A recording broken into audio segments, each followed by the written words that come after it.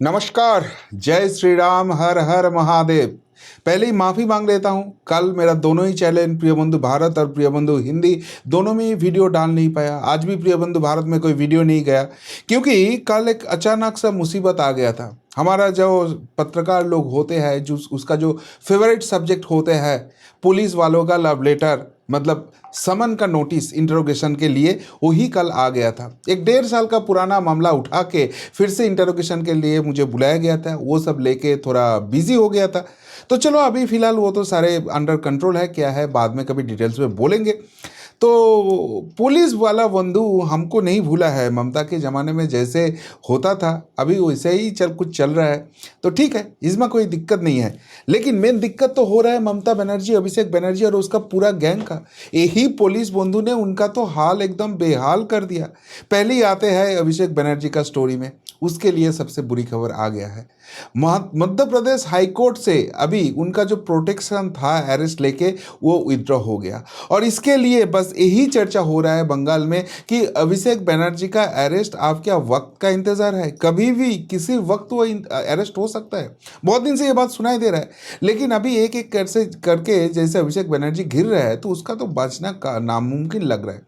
क्या स्टोरी था, क्यों ऐसे चीज हो गया था? जो स्टोरी हमको सुनाई दे रहा है, जो इंसिडेंट पूरा आ रहा है कि जब कैलाश विजयवर्गीय जी वेस्ट बंगाल में नेशनल लीडर होके यहाँ पर रिस्पॉन्सिबिलिटी में था, तब उनके बेटा आकाश विजयवर्गीय जी उन्होंने एक विधायक था, तो उस विधायक को ये अभिषेक बनर्जी गुंडे बोल के उसको बोला था।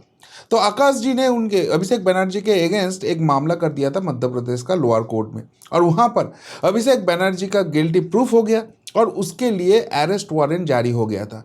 तो तुरंत अभिषेक बनर्जी का लॉयर चले गए थे मध्य प्रदेश का हाई कोर्ट में, और वहाँ पर जाके बोला था कि अभिषेक बनर्जी एक एमपी है, वो देश छोड़ के भागने वाला नहीं है, और इसमें उसको बोलने का मौका देना चाहिए और उसको प्रोटेक्शन देना चाहिए। तो मध्य प्रदेश का हाई कोर्ट ने अभिषेक बनर्जी का ये जो लोअर कोर्ट का ऑर्डर था अरेस्ट वारंट का, उसके ऊपर एक प्रोटेक्शन दिया था कि चलो अभी इसको एग्जीक्यूट करने का ज़रूरत नहीं है। लेकिन ये हाई कोर्ट में जब भी कुछ ये केस का डेट आता था, अभिषेक बनर्जी कभी अपीयर भी नहीं करता था, उसका लॉयर भी नहीं जाता था। तो ये सब लेके हाई कोर्ट तो बहुत गुस्से में थे। और मई महीना में जो लास्ट हियरिंग था, आज का डेट देख के वहाँ पर क्लियरली बोला गया था कि अगले हियरिंग में अगर अभिषेक बनर्जी फिजिकली और उनके लॉयर नहीं अपीयर होता है तो ये जो प्रोटेक्शन है इसको विथड्रॉ किया जाएगा। और आज भी अभिषेक बनर्जी या उसका लॉयर वहाँ पर नहीं पहुंचा, तो इसलिए मध्य प्रदेश का हाई कोर्ट ने वो जो प्रोटेक्शन था, जो लोअर कोर्ट का ऑर्डर था, वो हटा लिया।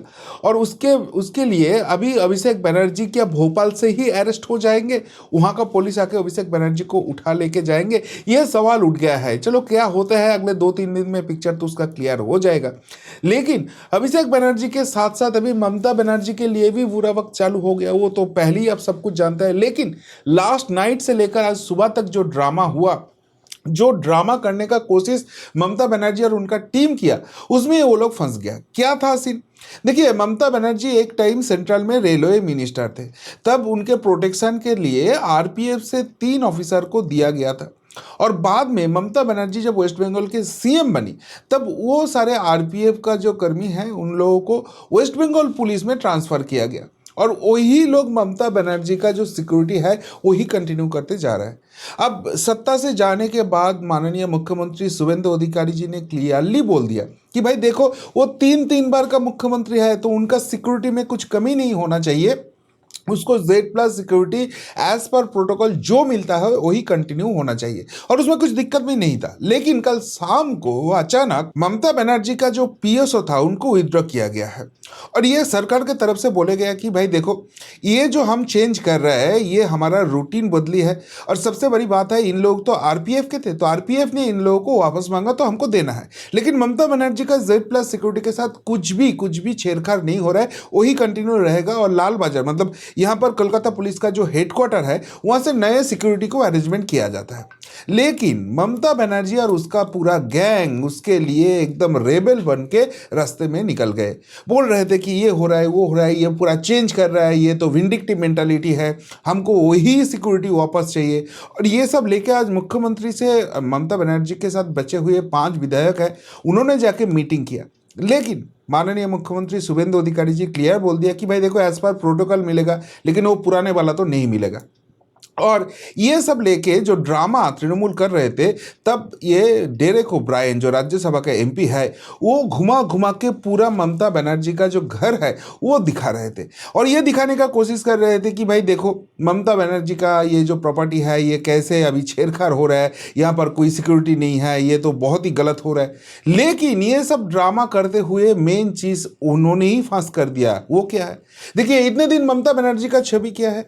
ममता बनर्जी का छवि है कि ये बहुत ही सिंपलिसिटी के साथ रहती है। इनके एक छोटा सा वो टाली चाला बोलता है, टाली के एक घर है उसमें ही रहते हैं। लेकिन जब ये डेरेक ओब्रायन पूरा ये सफारी कर रहे थे तो तभी पता चला कि नहीं भाई, वो सामने जो एक छोटा सा टाली का घर है, टाली का चाला है, वो तो ढंग है। असल में तो ममता बनर्जी शीश महल बना के रह रहे हैं। इतना बड़ा प्रॉपर्टी, वो भी कोलकाता के इतना पॉश एरिया में, वो कैसे ममता बनर्जी के पास आया? वो सारे लेकर अभी सवाल उठना चालू हो गया। और ये लेकर जो पुराना विवाद था, मतलब जब वामपंथियों ने भी ये रिपोर्ट किया था कि ममता बनर्जी और उनका जो फैमिली है, ये जो कालीघाट एरिया जहां पर ममता बनर्जी रहती है, वहां पर जितने भी गरीब इंसान थे सबको भगा दिया और उसका जो संपत्ति है वो जब्त कर लिया। और वहां पर खुद का शीश महल, खुद का राजप्रसाद बना रहा है। ममता बनर्जी, उनके भाई, उनके भाई के बीवी, उनके भतीजा भतीजी, सब लोग ऐसे लूट मचा रहा है। तो अभी ये सवाल उठ रहा है सरकार के सामने कि भाई, अब जब डेरेक ओब्रायन ने ये सब कुछ दिखाई दिया तो ममता बनर्जी और उसके फैमिली का जितना भी प्रॉपर्टी है उसका पूरे तरीके से इन्वेस्टिगेशन करो, और इतना प्रॉपर्टी उनके पास कैसे आया उसका सारे राज खुलासा करो। सच में अगर गवर्नमेंट ऐसे कुछ स्टेप लेता है तो दो चीज होता है, एक तो ममता बनर्जी का गरीब बनने का जो ढंग है वो सबके सामने आ जाएंगे, और दूसरी बात है यहाँ पर भी ममता बनर्जी ने क्या क्या करप्शन किया है वो भी लोगों के सामने आ गया है। मतलब ममता बनर्जी का राजनीतिक अस्तित्व संकट में है ही, उसके साथ साथ उसका इमेज का भी अभी 12 बजने वाला है। इधर जब ममता बनर्जी ऐसे फंस रहे हैं, अपने प्रॉपर्टी लेकर ये सब कुछ हो रहा है, तो ममता बनर्जी की बनाए हुए पार्टी तृणमूल कांग्रेस, उसका पार्टी फंड में भी अब आ गया बड़ा सा झटका। उनका पहले ट्रेजरर हुआ करते थे अरूप विश्वास, जो एक्स मिनिस्टर भी थे, ममता की बहुत ही करीबी माना जाता। जो 3-4 लोग थे, इसमें से है ये अरूप विश्वास। और इसको वो मेसी कांड में कलकत्ता पुलिस ढूंढ रहे थे, विधाननगर पुलिस ढूंढ रहे थे, 3-3 नोटिस इसने फेल किया। लेकिन कल पता चला उसने जो ये टीएमसी का अकाउंट है, जिस बैंक के है, उस नॉन गवर्नमेंट बैंक में एक लेटर कर दिया कि इसका कोषाध्यक्ष होने के बावजूद आप ये अकाउंट पूरा फ्रीज कर दो और यहाँ पर कोई भी ट्रांजैक्शन नहीं हो सकता है, क्योंकि यहाँ पर ममता बनर्जी कुछ उलट सुलट करने का प्लानिंग कर रहे हैं। तो इसके मतलब ममता बनर्जी तो अभी उस अकाउंट को प्रॉपरली हैंडल कर पाएगा कि नहीं, ये शायद लीगल इशू बनने जा रहा है। लेकिन अरूप विश्वास को ये सारी चीज करने के बाद ये लगा था कि शायद उसके लिए अभी एक अच्छे माहौल बन जाएगा, लोग खुश हो जाएंगे उसके ऊपर, और इसलिए 3-3 बार नोटिस फेल करने के बाद आज वो फेस किया इंटरोगेशन। वहां पर 3.5 घंटे से उसका जेरा हुआ, इंटरोगेशन हुआ, और उसके बाद वो बाहर आए। लेकिन जनता अरूप विश्वास जैसे करप्टेड लीडर को और नहीं मानना चाहता है, उसके ऊपर बहुत गुस्से में है। वो चीज़ अरूप विश्वास को पता चल गया। जब वो अपने लॉयर को मिलने गए तो पूरा घेराबंदी हो गया, लोग बस बोल रहे थे आप बाहर आ जाओ, उसके बाद आपको जो ट्रीटमेंट देना है हम दे देंगे। ये 15 साल से जो लूट मचाए, हम अब उसका हिसाब लेने वाला है। और सिचुएशन इतना भी खराब हो गया कि अरूप विश्वास अकेले बाहर निकलने का हिम्मत भी नहीं दिखा पाए। बाद में वो पुलिस को कांटेक्ट किया और पुलिस आके उसको वहां से पूरा रिकवरी किया। मतलब सोच लीजिए ये तृणमूल कांग्रेस का क्या हाल हो गया ओवरऑल। और ये बस अरूप विश्वास नहीं, जिसको भी ये पकड़ रहा है पुलिस, उसका ही हाल ऐसे हो गया। मैं दूसरे एक दृश्य आपको दिखाता हूं। आप देख रहे हो कैसे उसेन बोल्ट के तरफ ये 100 मीटर रेस लगा रहा है। इस नेता का नाम है सब्यसाची दत्त। इसका भोले भाला मुंह से आप मत कुछ उलझ जाइए कि ये भाई नादान बालक है। नहीं भाई, ऐसे नहीं है। ये नंबर 1 गुंडा है। जब टीएमसी सत्ता में थे तब ये बोलते थे 30 सेकंड लगेगा मुझे मेरे इलाके में कोई अगर प्रोटेस्ट करने आएगा, कोई ऑपोजिशन आएगा तो उसको मैं 30 सेकंड में खाली कर सकता हूँ, इतना बड़ा गुंडा हूँ मैं। तो वो सब्यसाची दत्त को जब अरेस्ट किया गया तो उसके नाम में लाखों करोड़ों का प्रॉपर्टी मिल रहा है, 50 केजी गोल्ड बरामद हुआ है। तो लोग इसलिए उसको अंडे से स्वागत करने के लिए रास्ते में तैयार है। जब जहां पर उसको दिख रहा है अंडे का बारिश हो रहा है, और इसलिए अब उसको बस जब भी ये इन्वेस्टिगेशन या कोर्ट हियरिंग में जाना पड़ रहा है, अपने डीम वर्सन से बचने के लिए ऐसे ही भागना पड़ रहा है। लेकिन ऐसे भाग के कोई बच नहीं सकता, ये तो तैयार हो गया। क्यों? क्योंकि कल एक दूसरे मिनिस्टर अरेस्ट हो गया था, उदयन गुहो, जिसका जिक्र शायद मैंने आपको किया था। तो उस उदयन गुहो को जब कोर्ट में पेशी किया जा रहा था, उसके ऊपर भी हो रहा था अंडा का बर्सन, और इसको मतलब छोड़ने का कोई जगह ही नहीं था। लेकिन आपके मन में ये सवाल उठेगा कि भाई लोगों का इतना गुस्सा क्यों आ रहा है? सच में ये लोग करप्टेड है, पैसे लूटा है, तो चलो इसका इन्वेस्टिगेशन होगा, जो भी इसको सज़ा मिलना है वो मिलेगा। लेकिन लोग इतना क्यों गुस्से में आए? क्यों इसको अंडा फेंक फेंक के मार रहे हैं? क्यों इसको हेलमेट का सहारा लेना पड़ रहा है? एक्चुअली इसका बस अगर करप्शन के साथ ही बस रिलेशन होता तो शायद जनता इतना गुस्सा नहीं करता। ये लोग जो करता था, ये सिंपली लोगों को डरा के धमका के रखते थे, और वो डराना धमकाना बस मुंह के बात नहीं था, सच में वो फिजिकली ऐसे करते थे। मैं आपको एक पुराना फुटेज दिखाता हूं जहां पर ये उदयन गुहो क्लियरली थ्रेट दे रहा है कि भाई तब अब जब अच्छे तृणमूल बन गया जगदीश चंद्र वर्मा बसुनिया, जो कुछ बिहार का एमपी है, तो उन्होंने बोला था ये 2026 के इलेक्शन के पहले कि एक भी बीजेपी एजेंट को अंदर नहीं बैठना देना चाहिए। आप जो तृणमूल वाले हो, ये इंश्योर कर दो सुबह जो इलेक्शन का दिन होगा, कोई इलेक्शन एजेंट भाजपा की तरफ से अंदर नहीं बैठेगा। लेकिन तब जब ये उदयन गुहो बोलने उठा, उसने क्लियरली बोल दिया कि जगदीश भाई ने जो बोला है वो आप नहीं कर पाओगे, क्योंकि तब सेंट्रल फोर्स रहेगा। तो सेंट्रल फोर्स का हाथ पकड़ के ये भाजपा कैसे भी अंदर घुस जाएगा।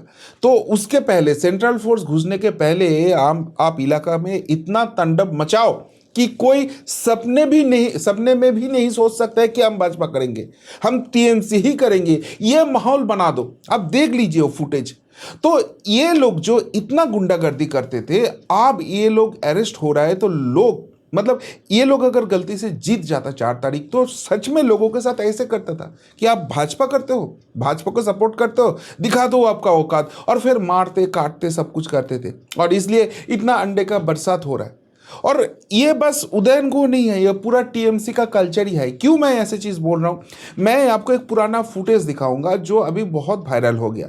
फिरहाद हाकिम, जो कलकत्ता म्यूनिसिपल कॉरपोरेशन का मेयर हुआ करते थे, ममता बनर्जी का बहुत ही करीबी माना जाता है, और ममता मिनिस्ट्री में इसका बहुत पावर हुआ करते थे। तो उस फिरहाद हाकिम एक टाइम निर्वाचनी प्रचार में, चुनाव प्रचार में जाके भाजपा का जो समर्थक है उन लोगों को क्या बोला था? बीजेपी स्वर बच्चा बोलते नहीं। जब बीजेपी आएगा स्वर का बच्चा को पहले मारो। ये साला आदमी कहाँ जाएगा? पहले मारो साला, हमें आप खड़ा मारो स्वर का बच्चा। बीजेपी स्वर का बच्चा सीआईए करके अगेंस्ट कॉम्प्रोमाइज सीआईडी करेंगे, सेंट्रल फोर्स आएगा। आप सोच लीजिए, अगर फिरहाद हाकिम ऐसे संबोधन करते हैं तो जो भाजपा का समर्थक है वो तो गुस्से में आएंगे, क्योंकि उन लोगों को मानना है कि जो नेता लोग हैं उसके पास सिक्योरिटी होता है, 10-12 सिक्योरिटी उसको कवर करके रखते हैं। जब ये पोस्ट पोल वायलेंस होता है तो ये नेता लोगों के ऊपर कुछ अत्याचार नहीं होता है, लेकिन जो आम जनता है, जो सपोर्टर है, जो बूथ लेवल पे काम करता है, उनके ऊपर होता था सबसे टर्चर। उसका घर जलाया जाता है, उसका दुकान जो है उसको टूटा जाता है, उसके घर में जो महिलाओं है उनके ऊपर बलात्कार होते हैं, उसके घर में जो लोग हैं उसको जिंदा जला दिया जाता है, काटा जाता है। तो ये सब चीज़ होता है। और इस सिचुएशन में जो बंदा लोग ऐसे ओपनली थ्रेट करते हैं, उसको मारने पीटने के लिए नहीं बोल रहा है, लेकिन उसके साथ एकदम कुछ नहीं हुआ है, जो भी अतीत है हम सब भूल गया है, चलो मिले सुर मेरा तुम्हारा करे, ये अगर नेता लोग करेंगे तो गुस्सा आएंगे। और इसलिए लोग यहाँ पर आवाज़ उठा रहे हैं। आप लोग जो सोच रहे हैं दिल्ली में जो इंसिडेंट हो रहा है एमपी को लेना और वो 2/3 मेजोरिटी वो सब लेकर लोगों का गुस्सा नहीं है, लेकिन लोगों का डर ये है कि ये फिरहाद हाकिम जैसे, ये उदयन गुहो जैसे, ये अरूप विश्वास जैसे, ये सायनी घोष जैसे लोग जो एंटी भाजपा है, एंटी हिंदू है और ऐसे टेरर फैला के रखता है, वो लोग ही अगर फ्यूचर में कैसे भी उनको भाजपा में एंट्री मिल जाए और वो यहाँ का नेता नेत्री बन जाए तो हमारा हाल क्या होगा, जो भाजपा के लिए इतना खून पसीना बहाया है, इसलिए इतना गुस्सा हो रहा है। बट एनीवे बीजेपी बहुत मैच्योरली पूरा चीज़ को हैंडल करने का कोशिश कर रहे हैं और हमारा भी यही इच्छा है कि ये प्रॉपर तरीके से हैंडल किया जाए, जैसे सांप में मरे लाठी भी ना भागे। शायद वो हो जाएगा क्योंकि मोदी जी शाह जी तो इसमें एक्सपर्ट है और सबका भरोसा मोदी जी और शाह जी पे ही है। तो क्या बोलेंगे बंगाल का ये पूरा स्टोरी लेके, पूरा अपडेट लेके? अगर कुछ बोल रहे हैं तो ज़रूर कमेंट बॉक्स में कमेंट करके बताइए। अभी के लिए इतना ही, फिर मिलता है बहुत जल्दी। नमस्कार, जय हिंद, वंदे मातरम।